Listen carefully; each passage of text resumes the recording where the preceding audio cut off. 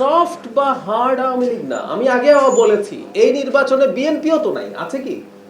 স্থানীয় সরকার নির্বাচনে কি বিএনপি আছে? জামায়াত এনসিপি আছে? নেই। এক সময় ছিল, মানে যে আইনটা মাঝখানে পরিবর্তিত হয়েছিল আওয়ামী লীগের সময়, সেখানে একটা নির্বাচনে দল ছিল, সেটা হচ্ছে চেয়ারম্যান বা মেয়র।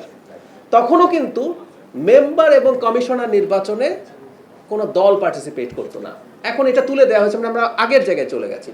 সুতরাং এখানে বিএনপি, আওয়ামী লীগ, জামায়াত কেউই পার্টিসিপেট করছে না, এটা হলো একদম নিশ্চিত কথা।